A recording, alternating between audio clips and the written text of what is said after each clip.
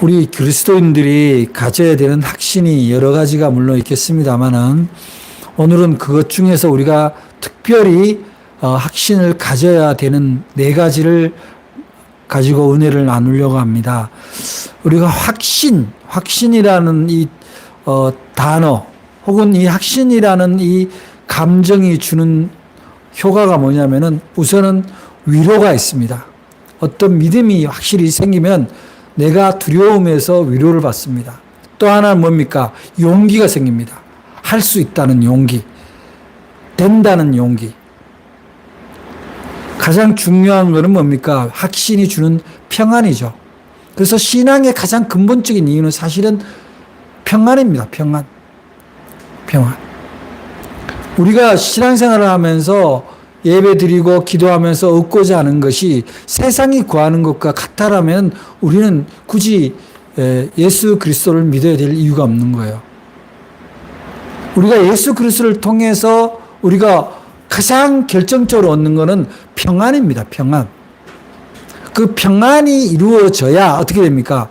혼돈이 있고 고통이 있고 불안이 있으면요. 지혜가 발현이 안 돼요. 지혜가 나의 삶의 효과를 못 일으킵니다.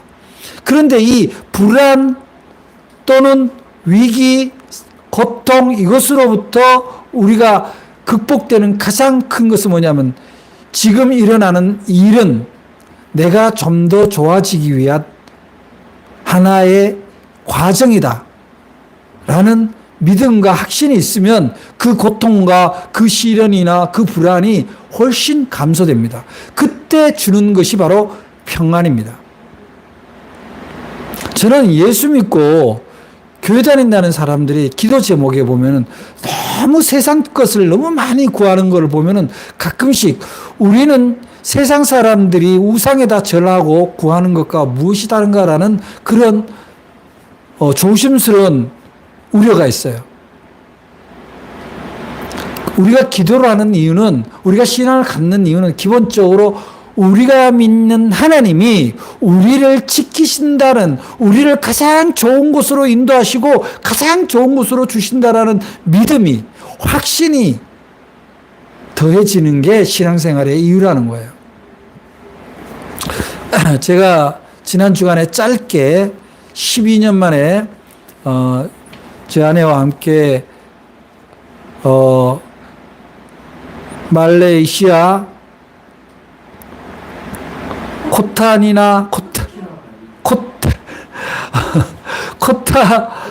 코타키나발루, 이게 발음이 진짜 안 됩니다. 코타키나발루를 갔다 왔는데 거기 사는 사람들의 70% 이상이 무슬림이에요.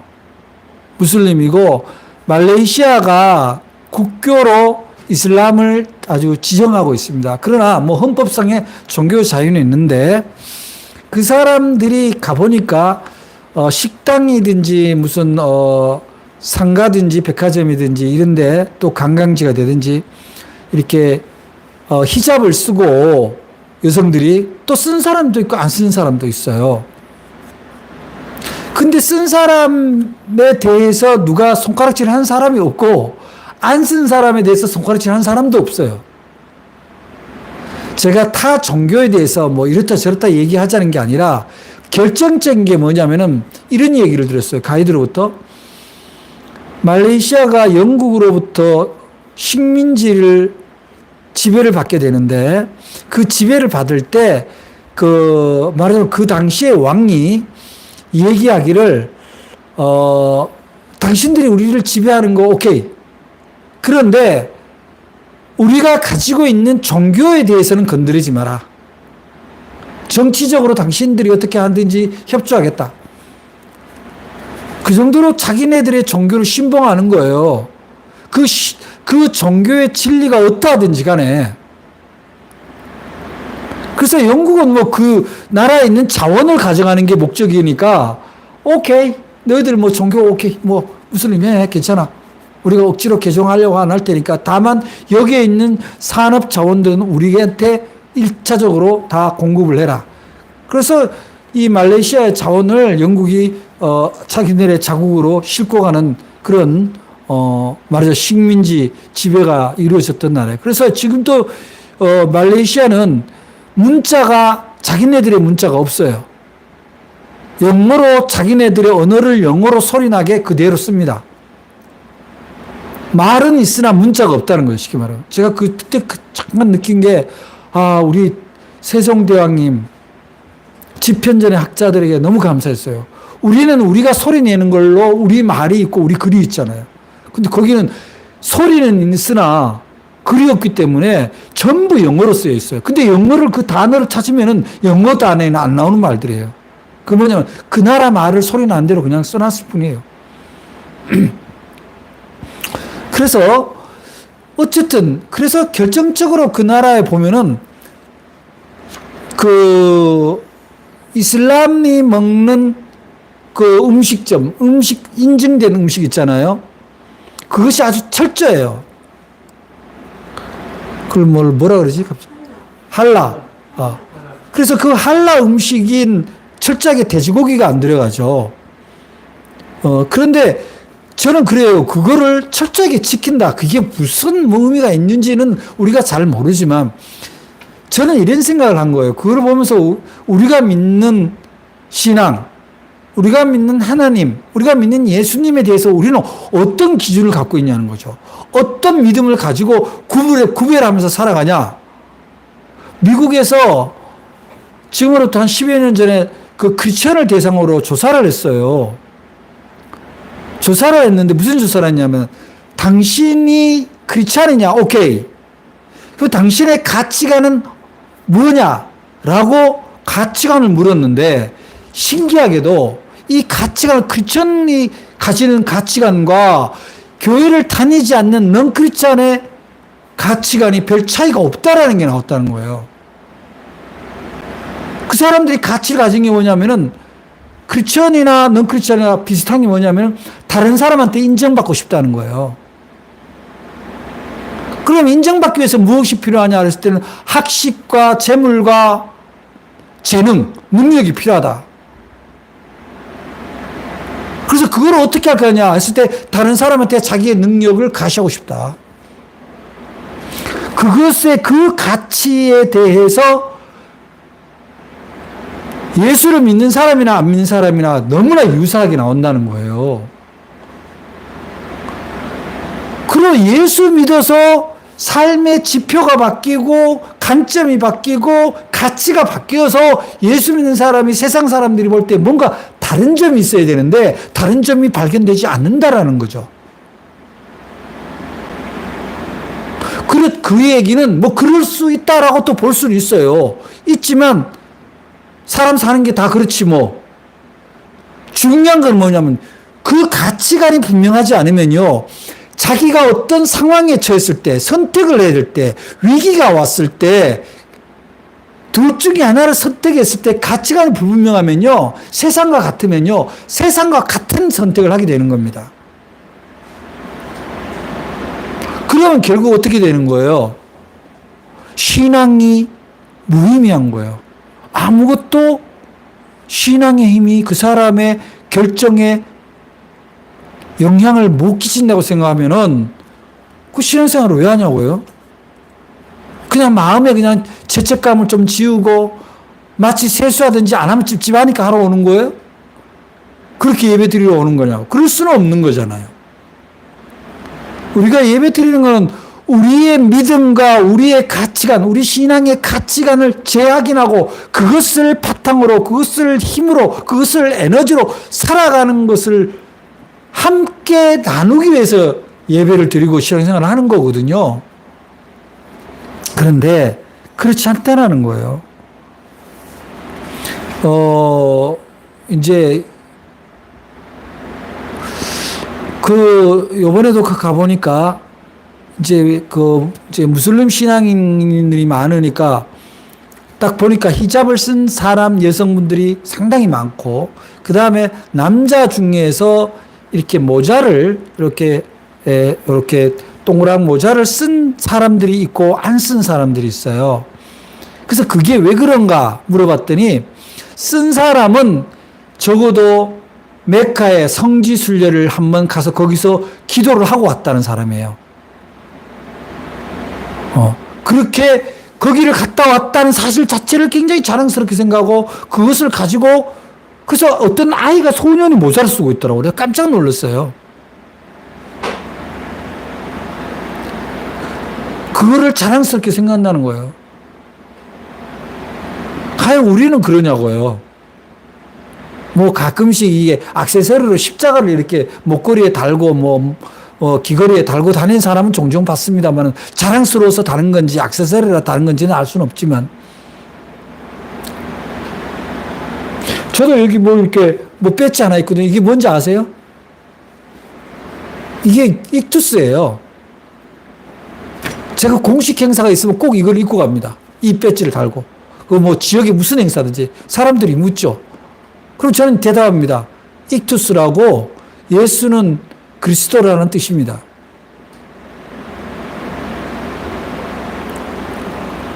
적어도 굳이 이런 걸 꼭 달고 다녀야 자기 정체성을 밝히는 건 아니지만 오늘 말씀을 통해서 우리가 바로 그리스도인으로서 자기 확신은 우리가 가지고 가자. 그걸 갖고 살자. 오늘 그 얘기를 나누고자 하는 거예요. 그래서 오늘 이 사도 요한이 이 편지, 요한일서 편지에서 첫 번째 우리한테 준 말씀이 뭐냐면은 하나님께로서 난 자마다 이렇게 나오는 거예요. 하나님께로서 난 자마다 이 말을 할 때 이게 무슨 뜻이겠어요?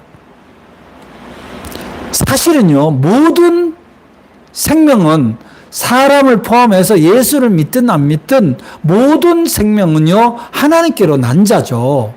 하나님께로 난 자예요. 근데 자기가 하나님을 인식을 못 하는 거예요. 하나님을 못 믿는 거예요. 하나님을 모습을 그리지를 못하고 있는 거예요. 상상력에 제한이 생긴 거예요.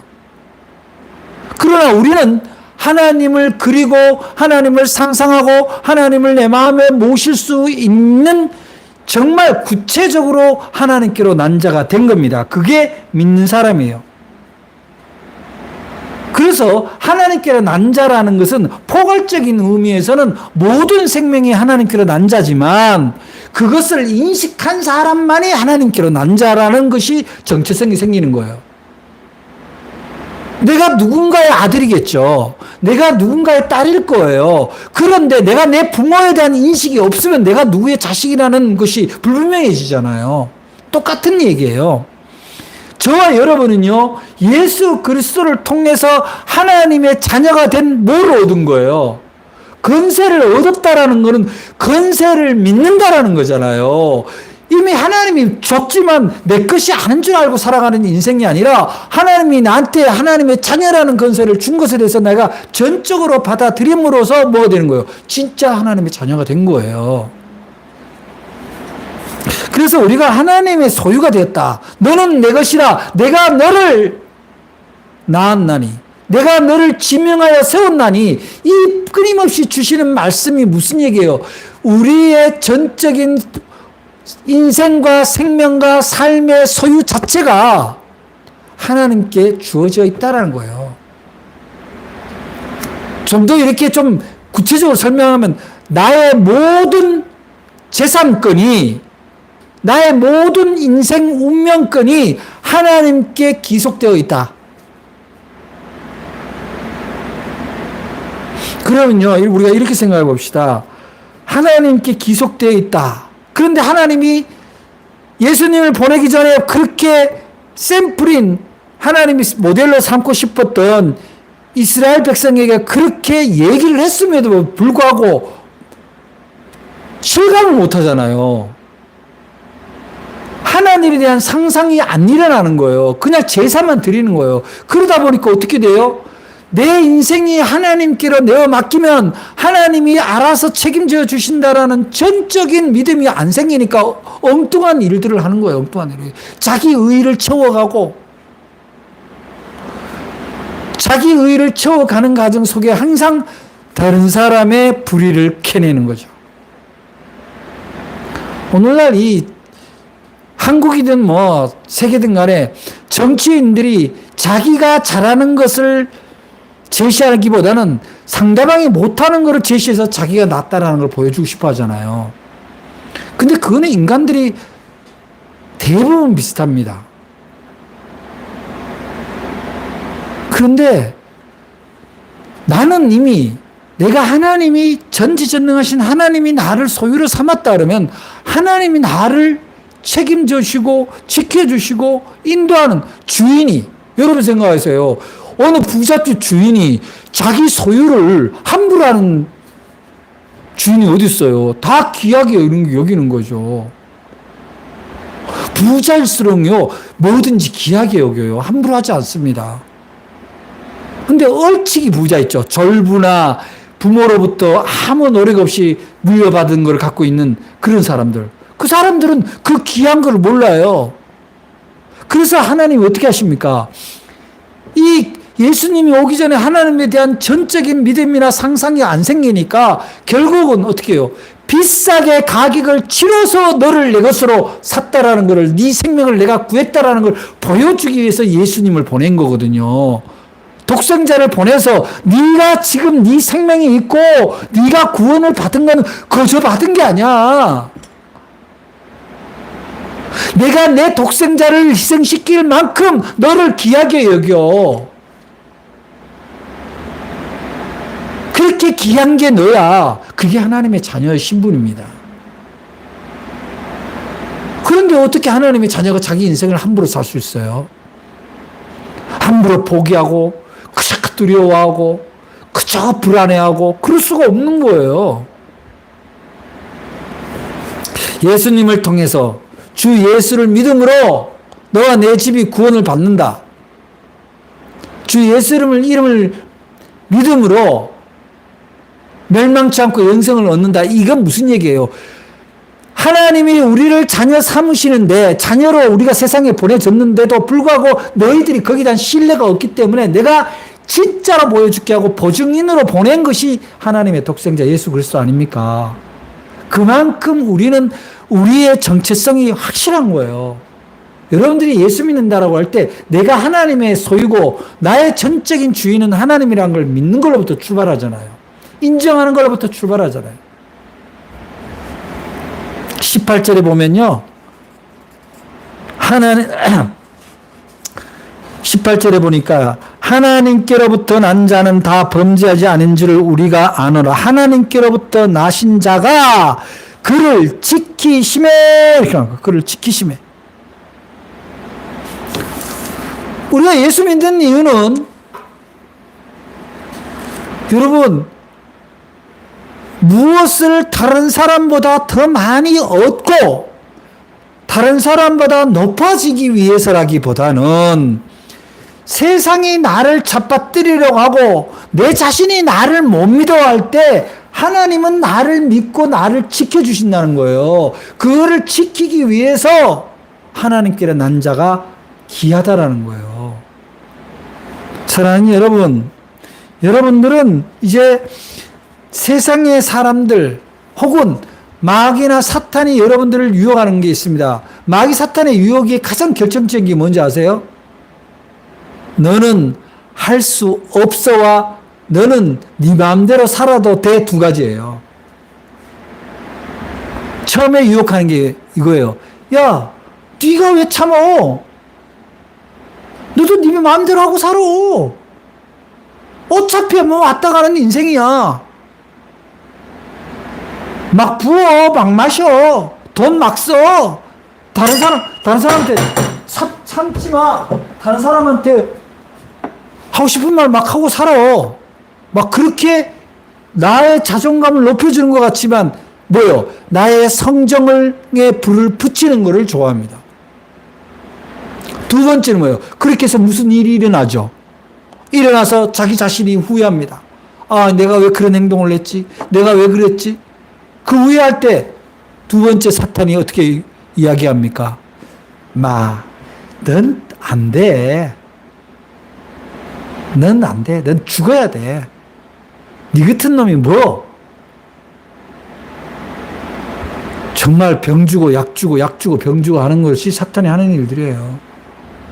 여러분 그런 경험 없으세요? 그래서 사탄은 언제나 우리들의 감성이나 감정을 자극시켜서요,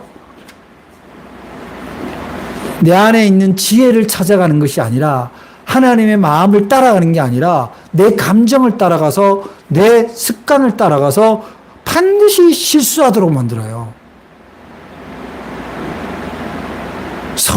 자기의 막 불같은 성격이 그대로 드러나게 한다든지, 그냥 욕심을 막 그냥 그대로 일어나게 한다든지, 그냥 불안이 증폭되어서 막 어찌할 바를 몰라 한다든지. 그런데 하나님께 난 자는 그를 지켜주신다라고 오늘 성경이 우리에게 분명히 얘기하시는 거예요. 우리가 가져야 될 확신은 이런 거예요. 나에 대해서는 내가 나를 지킨다기보다는 하나님이 나를 지키신다는 확신을 가져야 된다는 거죠. 그 첫 번째 확신은 내가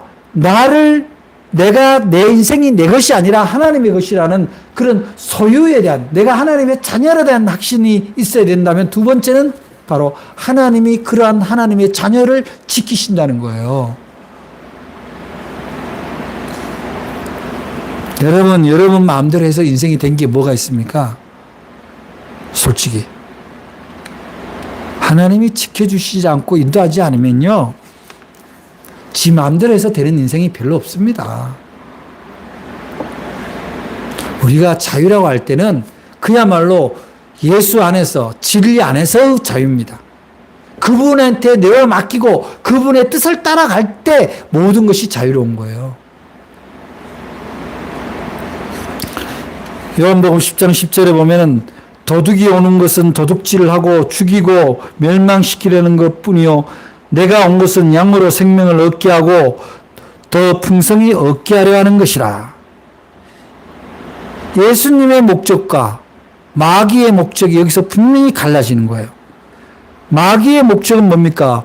내 것을 훔쳐가고 나를 죽이는 데 목적이 있는 거지만, 예수님이 온 것은 생명을 얻게 하고 더 풍성히 얻게 하는 게 예수님이 온 목적이라고 예수님이 친히 하신 말씀이다. 그래서 우리가 가져야 될 확신은 뭐냐? 이 세상에 마귀 사탄이나 어떤 악이 오더라도 그 악이 우리를 만지지도 못하고 우리를 해칠 수 없다라는 거예요. 어떻게 하면? 우리가 이 확신을 가지면 우리가 마귀를 이길 수가 없습니다.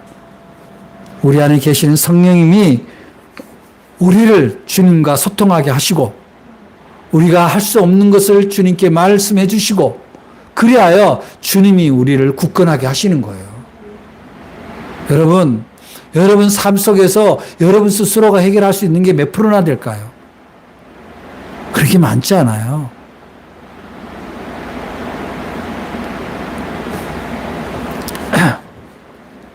그래서 이 악한 것이 우리한테로 온다라는 게 주로 어떤 거냐면은, 첫째는 이기심입니다. 이기심. 이 세상의 모든 가치의 기준이 자기입니다. 제가 최근에 제 개인적으로 어떤 일이 있었냐면은, 제가 발행하는 책에 어떤 사람 시집이 새로 나와서 당신 시집에 나온 당신 시에 얽힌 이야기를 좀 써서 보내와라. 그렇게 해서 원고 청탁을 했습니다.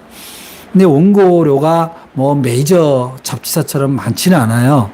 그런데 그분이 처음에는 내가 원고를 몇 가지 쓰면 되냐. 그래서 내가 거기 청탁서에 쓰여져 있는데, 자기 시를 포함해서 A4 넉 장에 쓰고, 아무리 마셔도 8매를 넘어서면 안 된다. 이제 그렇게 알려줬어요. 근데 조금 있다가 또 와서 원고료가 얼마냐. 그래서 원고 청탁서에 있다. 많지 않다. 신생 잡지라 많지 않으니까 양해라. 그랬더니 그 다음에 답이 왔어요. 그 원고료는 못 보내준다. 그래, 내가 알았다. 미안하다. 그리고 내가 말았는데, 그런 생각이 드는 거죠. 순간적으로. 내가 그 사람한테 새로운 작품을 써달라는 것도 아니고, 자기 시를 소개하는 지면을 나는 배려했다고 생각을 했는데 그 사람은 자기 원고를 쓴 것에 대해서 고려가 작다. 왜 나한테 이렇게 이유하느냐. 이렇게 생각을 한 거죠. 서로의 관점이 다른 거예요. 근데 그 순간적으로 내가 그 사람하고 오래 압니다. 한 30년 알았어요. 지금까지 그런 예가 없었어요. 대부분 원고 청탁을 하면 아유 고맙다. 그리고 원고료 내가 계좌 보내라 그러면 그냥 정기 구독으로 전환하겠다. 뭐 후원금으로 전환하겠다. 저를 아는 사람 90%가 그랬거든요. 물론 이제 편집위원들이 추천한 사람들은 대개 원고료를 다 줬고 내가 원고료 안 준다 얘기한 적도 없고 너무 충격받은 거예요, 제가. 그래서 그 마음속에서 제가 내가 이 사람하고 어떻게 해야 될 건가, 관계를 계속 가야 될 건가 그런 생각이 들었어요. 근데 제가 그런 생각이 듭니다. 계속 가는 거는 어렵겠지만 그렇다고 내가 이 사람을 놓고 제가 등단한 지 원래 35년 차예요. 얼마나 아는 사람이 많겠어요. 순간적으로 이 사람을 알고 나도 아는 사람들한테 이거를 얘기를 해줘야 되나 그런 잘 이해가 안 됐어요. 그게 원고료가 200자 원고지당에 내가 5,000원씩 주거든요. 200자 원고지 5,000원이면 실제로 글자 쓰는 거는 150자쯤 돼요. 5,000원씩 써서 10매에서 12매를 해서 이렇게 계산을 해서 주는데 이제 그게 적긴 적어요. 아주 메이저 잡지사에 비하면 적긴 작지만 그런데 내가 기도를 했어요. 하나님, 제 마음에 이렇게 섭섭하고 이렇게 이 체계를 계속 해야 되냐라는 근본적인 생각까지 드는데 어떻게 해야 될까요? 기도하니까 처음에는 기도가 잘 안 되듯 이 기도 제목으로 기도가 잘 안 되는데 어느 시간이 딱 지나니까 하나님이 저 안에서 어떤 감동을 주냐면은 그 사람은 그 사람의 기준을 얘기한 거고 너는 너의 배려로 얘기를 했는데 배려와 기준이 안 맞으면 그걸로 그냥 끝나는 거지. 그거를 네가 왜 서운해하고 네가 왜 그걸로 네 하는 일에 대해서 근본적인 걸 흔드냐. 그러지 말아라. 그러는 내 마음에 하나님의 응답이 온 거예요. 그건 무슨 얘기예요? 네가 그런 사소한 일에 왜 네가 선한 일을 한다 하고 네가 스스로 좋은 일이라고 세상에다가 멍석을 깔아주는 일을 했는데 왜 네가 그런 일에 대해서 네가 멍석을 깔고 네가 스스로 접으려고 하느냐. 네 멍석이 누추해서 싫다는 사람은 안 부르면 되는 거고 왜 그러느냐. 그러지 말아라. 라는 응답을 들었어요. 그래서 제가 오늘 이런 얘기를 합니다만은 아무한테도 얘기를 하지 않았습니다. 누구라고 얘기한 적도 없지만 얘기할 필요도 없고. 그랬더니 제 마음에 위로가 찾아온 거예요. 내 멍석이 마음에 안 들고 내가 깔아놓은 잔치상이 마음에 안 들면 그 안 드는 사람을 어떻게 하겠냐고. 너 왜 니를 위해서 잔치상 베풀었는데 마음에 안 든다고 네가 그렇게 밥상을 걷어차냐라고 얘기할 수 없다라는 거죠. 이것이 어떤 일입니까? 이것이 바로 마귀 사탄이 나한테 자칫하면 야 네가 왜 참어? 네가 좋게 한 건데 그 사람이 그렇게 무성의하게 하면 너도 성질내. 한마디 해. 그런데 하나님이 그거를 못하게 막으신 거예요. 제가 일체 반응을 보이지 않았습니다. 죄송합니다. 알겠습니다. 이걸로 끝났어요. 이게 하나님의 자녀를 지키는 방식이 아닌가 그런 생각이 드는 거예요. 그래서 제가 오늘 여러분한테 이 설교를 전한 거예요. 악이 나한테 손을 타지 않도록 하나님이 저를 지켜주신 거예요. 그런데 놀라운 것은요. 오늘 13절 말씀 한번 볼까요? 13절로부터 15절 한번 보겠습니다. 내가 하나님의 아들의 이름을 믿는 너희에게 이것을 쓰는 것은 너희로 하여금 너희에게 영생이 있음을 알게 하려함이라. 그를 향하여 우리가 가진 바 담대함이 이것이니 그의 뜻대로 무엇을 구하면 들으심이라. 우리가 무엇이든지 구하는 바를 들으시는 줄을 안즉 우리가 그에게 구한 그것을 얻은 줄을 또한 아느니라. 우리가 신앙생활에서 예수를 믿고 살아가는 것에서 우리가 확실한 이렇게 확신이 뭡니까? 바로 그분의 뜻대로 구하면 반드시 들어주신다는 겁니다. 여러분, 우리가 인생에 있어서 성취감이라는 게 굉장히 중요합니다. 성취감이라는 게 뭐예요?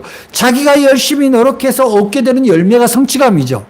근데 자기가 열심히 해서 얻는 열매가 주의 뜻대로 하지 않으면 주님이 도와줄 수가 없어요. 주님의 뜻대로, 주의 뜻대로, 주의 뜻은 뭡니까? 함께 울고 함께 기뻐하는 일에 내가 너에게 준 것을 써라는 거거든요.